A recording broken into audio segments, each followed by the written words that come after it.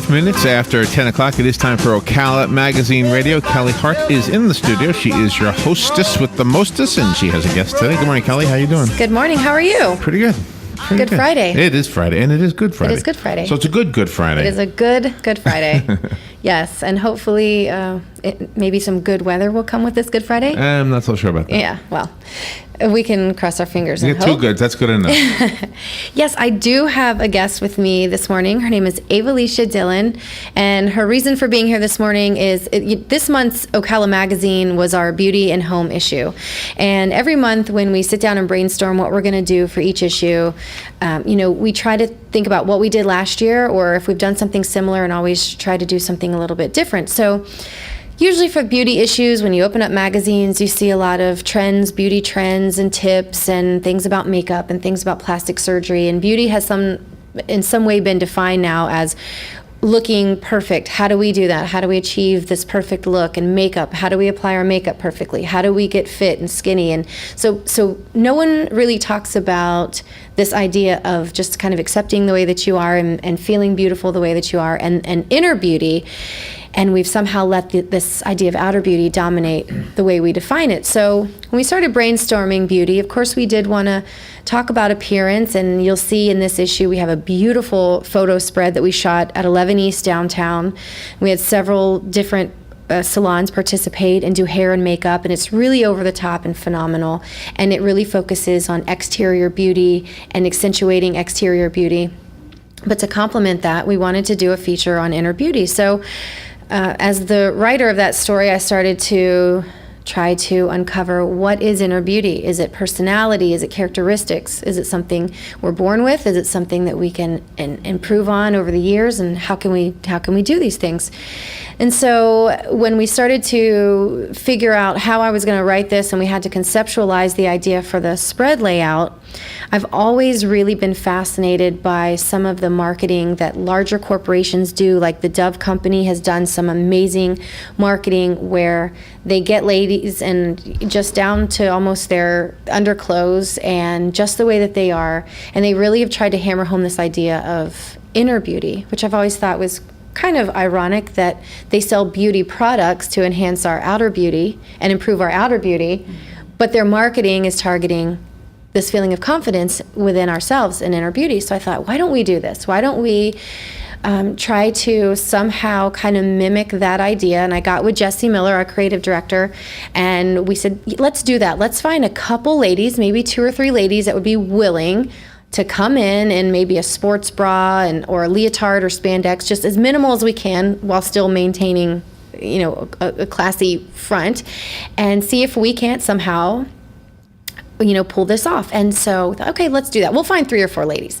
And we put it on Facebook, and literally within a few hours, we had over 25 interested women that said, yes, I want to do this.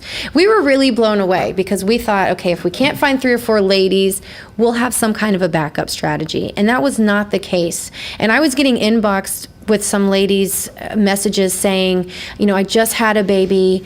My body doesn't look its best, but I feel beautiful because obviously I just had this child, or, I've lost 30 pounds. I have 100 to go, but I'm so proud of the way, that my body looks. I'm confident. I'm feeling more beautiful than I ever have.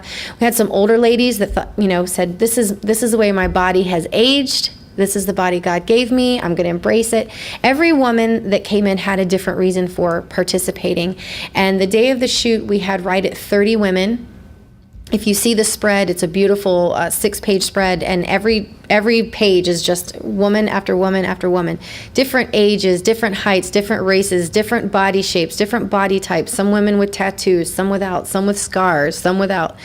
But everybody had such a great time and really embraced this idea of saying, here's my body, and this is more than what I am. I'm a teacher, I'm a mother, I'm fun, I'm a giver, I'm caring. And the whole concept, the way it got laid out and the way it was written came together, and I think was probably one of my very favorite things to write, mainly because so many people contributed.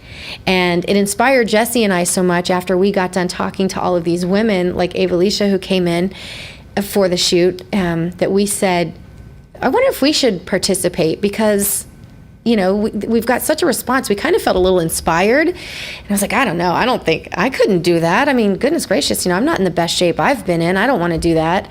And then the more we talked about it, we thought, wait a minute, how can I write a story about confidence and inner beauty and accepting who I am just the way I am and not focusing solely on the physicalities of myself, and expect these women to participate, but I myself couldn't do it. So it was almost like, great, I kind of written myself into my own kind of accepting who I am and what I am. So Jesse and I also participated, which was a lot of fun. And so I want to talk to Ava Alicia because she was one of the 30 ladies that participated. And I wish I could have had all the ladies here today, but because of timing, most everybody, is at work, and she was able to be here. So I wanted to talk to her and ask her, what was your motivation for participating in the shoot? Immediately, I thought that it was just something so positive, and all of us have been seen without our makeup, but when people can do it and be proud of it, I just thought it was a wonderful idea. And what did you think when you came in? Because the way that we had it laid out, we had everybody show up, they weren't scheduled independent shoots. It was kind of just like a time frame, and you could come in and be shot as you arrived. And so at some point in time, there could have been 10 or 15 different women standing in there. So when you walked in and you saw everybody else, what was your reaction to that? I was proud. I'm not sure why I was proud, but I was proud that everyone looked different. The personalities were awesome. Everyone was really friendly and really helpful, being very positive, encouraging. Whoever was next to them that was like, oh my God, maybe I'm changing my mind. No, that wasn't allowed. Yeah. I was like, oh no, girl, you look beautiful. Yeah. Everyone just respected everyone else, and it was wonderful. Everyone came with a great attitude, very cheerful, very upbeat. I enjoyed it. It was really nice because we even had some younger ladies, and when we put the disclaimer out there that we were looking for people, it said very clearly, this will not be photoshopped. So as you come, as you're photographed, is how you will be published. Absolutely. So that, and of course that's the general idea. Photoshopping would have negated the entire idea of what we were doing. So come as you are, no makeup, don't worry about having your hair done, nothing's going to be photoshopped. And so we had some young ladies come in, which I was really impressed by, because there's such a pressure, especially right now, social media, the media itself, TV, everything. They put so much pressure on these young ladies, especially, to have to look a certain way. You're not popular, you're not pretty, you're not accepted if you don't look a certain way. And we had some young ladies that came in and were really surprisingly confident and happy to do something and say, here I am, I'm not pencil skinny, I'm not 6 foot tall, I'm not a supermodel, but here I am, and I'm proud of who I am. And I was really inspired by those young ladies mostly. Yes. And so did you get a chance to, it was kind of a good little networking thing. Was there anybody in there that you talked to specifically that you thought, like you were specifically inspired by? The other one I knew by name was Jamaica Rollison, and I know she's really big on fitness, and she has a little group that she does that is Fit for Fit Women, and that always inspires me because she looks absolutely wonderful. But she's dedicated to it. She talks about the inner and the outer, so that's good. You don't want someone just talking about the outer, so I'm familiar with her for that. And a couple of the other ladies, unfortunately, I didn't know their names, but that's how casual it was. We got in deep conversation about what they did. I work in the healthcare industry, so a couple of them I recognize from the doctor's offices and different things like that, and it just meshed. But everyone's reason for coming to do it was about the same, that they were pleased when you put it out there. They thought it was something very positive, and that even if they knew that they may look god-awful, hey, it was 20 other women that thought, I look okay too, just natural, and it's okay. But it, like you said, it was networking. It was networking. It was knowing people. There are a couple people I'm friends with now, whether it be on Facebook or whatever else, and you encourage each other. I like seeing the positive poems or the positive comments. The article was wonderful. Thank you. Wonderful, wonderful. And that's something that we all agree on. We're like, okay, that was wonderful. It was definitely the icing on the cake when you thought about the photo shoot being beautiful, it being positive, but when we read the article, we were like, that's what it's about. So, and that's kind of funny that you mentioned that, because in the editorial world, we write things and then they're not revealed to the public until they're published. And so not only were you guys on board with being photographed in, kind of in the raw, but you guys are also trusting that what I was using your photos for were going to support something positive, because nobody knew what the article was going to say until it came out. So I was really, really honored and really appreciated everybody's trust in me that, hey, she's going to use my photo with something she's writing. We're not going to know what it says till it comes out. And you know how media can be sometimes, and when I say we, I mean media. I do not mean Ocala Magazine. That is not our standard. But you've seen before where people's pictures have been paired with something traumatic or negative, or some critical write-up. And so for you guys to trust what I was writing in support of your photographs and pairing them together, that was really nice. And it was really nice to write that story, because the way that I started it was I put a few questions on Facebook, and I asked ladies specifically what things they did to it was kind of a two-part question. The first part was, how much time do you spend working on things like for your soul? And I got some responses. I read for 15 minutes a day. I might take a walk for 10 minutes a day. There was a couple answers. Some ladies said, I don't do anything. I don't have time. I'm too busy working. I have kids. And so it let me know that we're spending a lot less time on what we do for our inner selves than we are on our outer selves, because in doing my research, I saw that we spend somewhere close to 70, 80 minutes a day in working on our physical beauty, whether it's, from taking our shower all the way down to blow drying our hair and doing our makeup and picking out the perfect outfit and all the accessories, so that when we leave our house and we present ourselves to the physical world, we feel like we look exteriorly as beautiful as possible. But do we spend that much time on our inner beauty? And so when I realized this drastic difference of how much time we were spending on our outer beauty versus our inner beauty, then it led the question to why? Why are we feeling like this is what we have to do? Are we doing it for ourselves? And I would pose the question too, if you were in a room, an isolated room for a week, and you would not see a single soul, what things would you do? Would you apply makeup? Would you bother, doing your hair and doing your makeup? Or would you care so much about what you were wearing if you knew you weren't going to see a single soul for an entire week? But what things would you do isolated for that week? Would you sing? Would you write? Would you draw? Would you pray? The things that really are going to strengthen our inner beauty. And so in writing that article, and then in speaking to all of you and some of the messages that came through, I had one young lady that participated who had an eating disorder. She said she had an eating disorder all of her life. She felt so pressured into looking a certain way and weighing a certain weight and wearing a certain size that she physically made herself ill for years. And she finally overcame that. And she said, now I'm a little overweight and I have cellulite and I'm not in the best shape of my life. And I think this I owe to myself to kind of honor myself for what I've overcome as far as this eating disorder. And there were so many amazing stories that came through email behind the scenes of why people participated.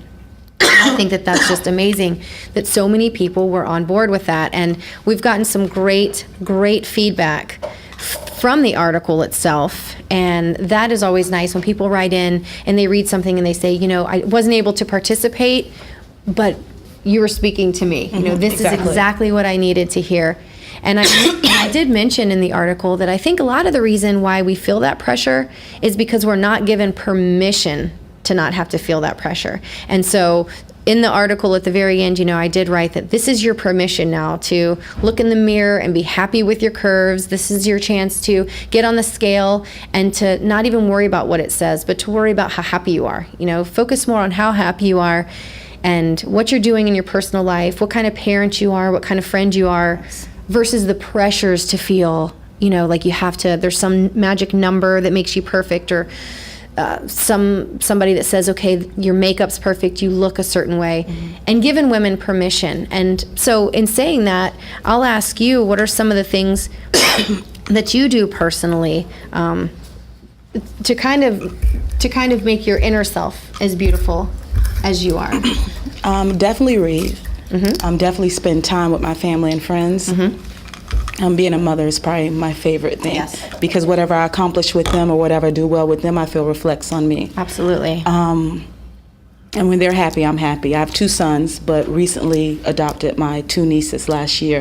And it's changed because even though they're around, not being able to groom or raise girls, it's different because, like you said, they'll go to school. And I see how the way the other children, even in elementary school, if a child has a particular hairstyle or is wearing a particular shoes, they're already affected by what everyone else looks like. Absolutely. And sometimes they want to imitate it, and just making them know that they're beautiful. When you praying is definitely a thing for me also, because it builds me up inner. I notice that if I don't feel good inside, I don't want to look good outside. But with even doing the no makeup thing, as I'm getting and approaching 40, I've started to do that more. In my 20s, I probably would never go out the house without makeup. Right. Wouldn't dare, not even go to Publix. But as I get older and I say, okay, we know the skin is not that bad. The hair is not that bad. I don't always have to wear extensions. Right. I don't always have to do this. It's just something in me, and I think when they say it comes with maturity, it does come with maturity. You don't have to necessarily need everyone to say that, oh, you look pretty, you look this particular way, because sometimes what I realized in my 20s too, the way that I looked was not how I felt about myself. That's absolutely the case. That is absolutely I right. absolutely didn't really even understand how I looked. You know, I may have thought I was darker than I was. May have thought I was fatter than I was. May have thought I was taller than I was. And I would look at pictures and say, that's me? You know, that's me. And that's when I learned sometimes people affect you, or things that you want affect you. But when you read, when you pray, when you know what's real, then sometimes the exterior does not mean as much as it used to mean. When you know that the children and the job and the family, they are what. And reading is a lot for me. It is music. Is very good for me. The music that I listen to, you know, pretty much if I'm playing something, people know how I feel. Right. You know, It's a reflection. Absolutely. It's an absolute reflection of how I'm feeling inside, and I like to listen to different things too. I like to when I'm reading, I don't want to just read what I want to read. Sometimes I may not like a particular publication, particular radio, but I listen to it because I want to know what everyone is thinking. If it's liberal, if it's not liberal. I want to incorporate it all, because my beliefs, sometimes when I listen, I realize, oh, I am a liberal or I am conservative.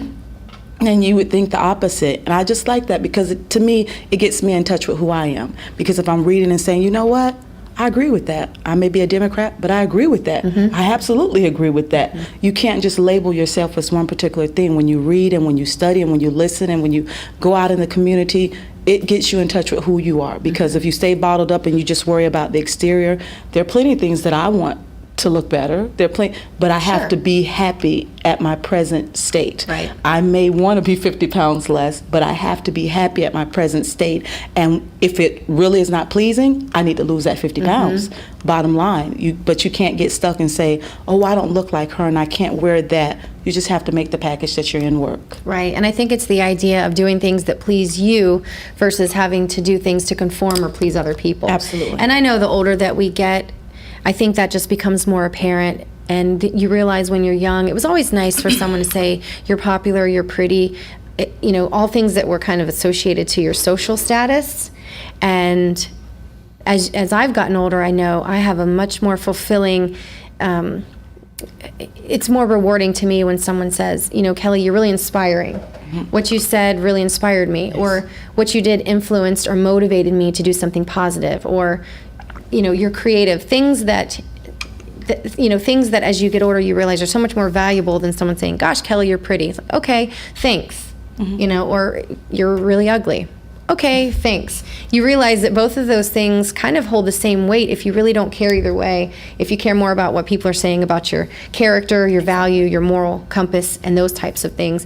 And I really hope that not just women are reading this article, but you mentioned that you have sons, and I have a daughter. So as a mother to a daughter, I'm always trying to remind her that it's being smart, being kind, being caring and compassionate that are going to make her the best person she can be, along with telling her she's beautiful the way she is. But for a mother with sons, I hope that not just women are reading this article, but that maybe some men will read it and realize that there's so much pressure on us to look a certain way and to weigh a certain weight, and maybe it can influence a few men to maybe change their way of thinking about women and to start really valuing women for who we are and not the way that we look. Absolutely. And as a mother of sons, I'm sure you probably, as young boys, have to groom them into treating women a certain way and not placing so much emphasis on, Absolutely. you know, how she looks in her clothes and, you know, what kind of makeup she wears and those types of things.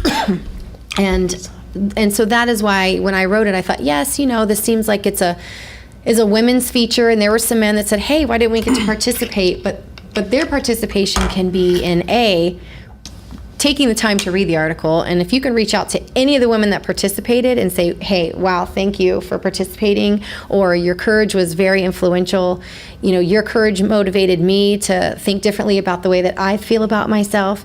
And if men can read the article and reach out to some of those women and say, good job, you look beautiful, you look better than you do, you know, with makeup, you know, or the fact that your courage led you to do this, to me, is more attractive than any makeup you could wear or hairstyle that you could wear. And so going back to you being a mother of sons, what did they think about you participating? Do you think it was a good way of being a lesson towards them? Absolutely. My oldest, who pays a lot of attention to looks, especially on me. Mom, I don't like that. I do like that. He's very opinionated about it. He thought it was fabulous. And when the magazine came out, he said, you really did it? You really did it? And he was like, so all those women came and there's no makeup? He was impressed because to him, like he said, everyone looks like they have makeup on because they're pretty either way. And so that was good. And the little one, my youngest, he said, why did you do it? And I said, well, I was immediately excited when I saw it. And I thought, I'm okay, worst case scenario. So then he asked, did you get to see? Because, you know, sometimes when you take a picture with them, you'll look at the picture and say, oh, no, I don't like that. Erase that. So he asked me, basically, did we get to do that? And I said, no. And we joked about it. And then he said, so you're not scared what they're going to look like? I said, I'm kind of prepared either way. I said, Mom's not that bad without it. And he said, but yeah, you do look different. And so I thought, you know, but he said, either way, you're beautiful. And then he said, I don't like girls with makeup anyways. You know, he's 11. Right. So. He may change his mind. But that's his opinion. That's his opinion. But you always have to teach them, which I teach them either way. Don't judge a person. Don't judge a person because you don't want a person to judge you. Right. There will always be somebody who does not like how you look because people have different taste. You have to respect other people's taste. If you're too dark for them, too light for them, too much hair, not enough hair, you always have to respect who people are and get to know people. And that just reflected how they felt about the article. That they enjoyed it, they thought it was great, they thought I was awesome for doing it. But like you said, I already work with them on that. One's in high school, one's going into middle school, and they already know, don't come saying, you know, this person looks this way, this person looks that way. Be blind about beauty because you won't be, you know, no matter what you're wearing or how you look, you will not look good to someone else. Right. You have to let them remember you for how your spirit is. Absolutely. You have to let them remember you for being a leader, for being a helper. That's what they're going to remember. They're not going to remember how big your nose was or how you came in the room, and most of the time they won't remember what you wear, but they will remember what you said, they will remember how you treated them, they will remember you being helpful, and that's what I try to teach them. Absolutely. In reading that, I came across a metaphor of someone that said it's kind of like getting a gift. You know, people, if you get a beautifully wrapped gift with little curly bows and stuff, usually you're very immediately impressed, what a beautiful gift, but you tear that off and then you're left with what's inside, and you'll really remember what was inside. Absolutely. And so initially, yes, we are attracted to the packaging, but it's the thing inside is what we take home and what lives with us. And so that's something I wanted everyone to take away. And I do encourage you to go to ocalamagazine.com. The digital issue is up. Please read the article. Please share it, especially if you know somebody who might be struggling with this idea of needing permission to love themselves the way they are. Share that article there. And I want to thank you for being here with me this morning and for participating in the shoot. Thank you for having me. You are beautiful. Thank you so much. Thank you, Larry, for having us this morning. Thank you, ladies. We'll take a little break and be right back. I don't care about no rocking and jive. Just wanna be your man tonight. Ocala, baby. What makes you look so good? Ocala, baby. What makes you look so good? Fox News Radio, I'm Pat O'Neill. The